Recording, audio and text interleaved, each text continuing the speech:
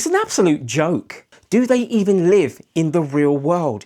That doesn't even cover my bus fare. Another few pence an hour? Wow, life-changing.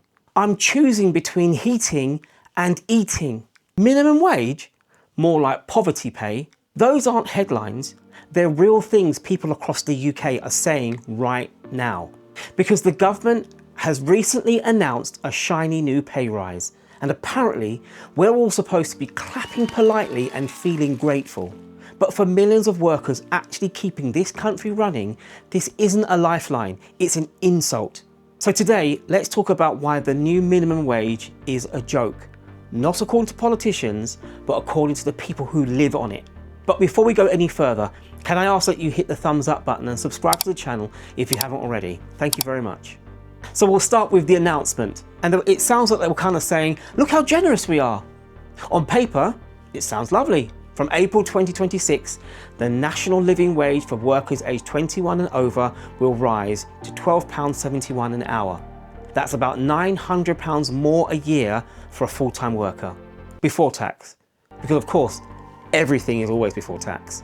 The government is selling this as a big win, proof that work pays and that low-paid workers are being protected from inflation, which is apparently calming down, even though nobody's bills got that memo. They've also given younger workers a boost.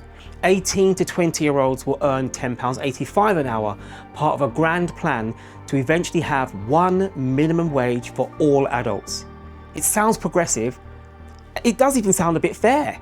It sounds great for a press release. But here's the awkward question no one in Westminster seems to ask. Can you actually live on it? So it's £900 a year and it sounds decent until reality gets involved. After tax and national insurance is taken out, it's closer to £75 a month. That's about £17 a week. What does £17 buy you in 2026 Britain? Because it definitely doesn't cover a rent increase, a food shop, or an energy bill. Food prices alone have risen over 30% in 3 years, and some supermarket prices are still rising at 6% a year. So that £17, it's gone before it even arrives. There's a massive gap between the government's numbers and the real world. Let's talk about rent and food, because that's pretty much a double whammy.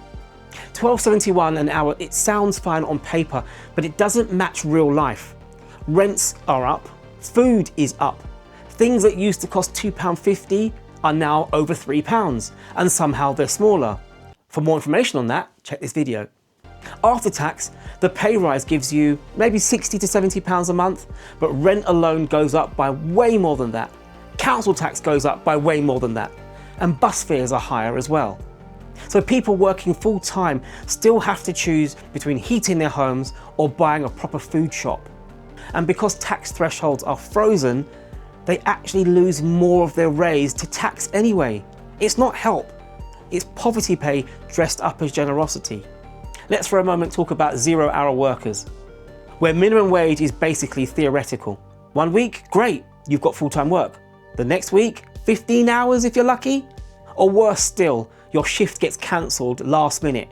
So planning your bills or your life, well, it's fantasy. The government says, we'll raise your hourly pay. Employers then say, cool, we'll just cut your hours. And suddenly, your pay's gone up, but your hours have gone down. You're still worse off. And when you factor in the late shifts, unreliable transport, expensive journeys home, that tiny pay rise doesn't even cover getting home after work. What people actually need is guaranteed hours, job security, not a few extra pence that changes absolutely nothing. This isn't only about low pay. Burnout is smashing workers everywhere. People are working 50, 60-hour weeks, no weekends, no breaks. Still being told they need to be more productive. Management call it efficiency. Workers are calling it exploitation. Burnout isn't simply being tired, it's anxiety, heart palpitations, medication, time off work. Many UK adults today are reporting extreme stress. Many believe that their employers care more about profits than people. This isn't just a wage issue, it's a broken work culture. And if you're in the gig economy, well, minimum wage doesn't even apply. Say you're a delivery driver, you're technically self-employed, you're paid per delivery, controlled by an app. Fuel goes up, your pay doesn't. Insurance, repairs, maintenance, that's all on you. You can work 12 long hours and still earn less than £8 an hour after your costs. And if you reject a low-paying job, the app punishes you. You got no sick pay, no holiday pay, no security. So when politicians talk about pay rises, they're talking about a completely different universe. And what about our care workers? Physically exhausting, emotionally draining. It's such a huge responsibility. £12.71 an hour doesn't reflect that, not even close. But as we know, funding is the real problem. Care providers rely on councils that are already broke. So that 30-minute visit is now being cut down to 15. 15 minutes to provide dignified care. Good luck with that. Homes are understaffed. Workers are burnt out. And worse still, people are now leaving the sector. Some are looking abroad because caring for people shouldn't mean living in poverty. What we need is a real living wage. So what is the number that actually matters? Well, as we know, it's calculated independently based on what people actually need to live. For 2025-26, £13.45 an hour across the UK, £14.80 in London. The government's £12.71 doesn't come close. The gap adds up to thousands a year. In London, a full-time worker on the real living wage earns over £5,000 more than someone on the legal minimum. That's the difference between coping and drowning. And then there's the fiscal drag. The tax-free allowance has been frozen to £12,570 for the year. As wages creep up, more people get dragged into paying tax. Millions of new taxpayers, millions being pushed into higher brackets. So the government gives you £1 and then quietly takes half of it back. This isn't about being ungrateful. It's about a system where full-time work doesn't guarantee a basic life.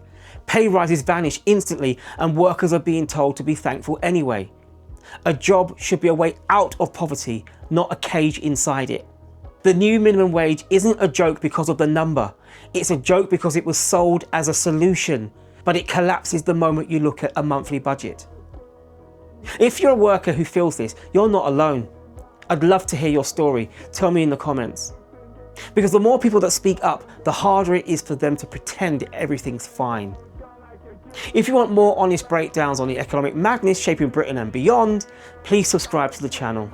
And also consider watching one of these videos on the screen right now. Many thanks, and I hopefully will see you in the next video.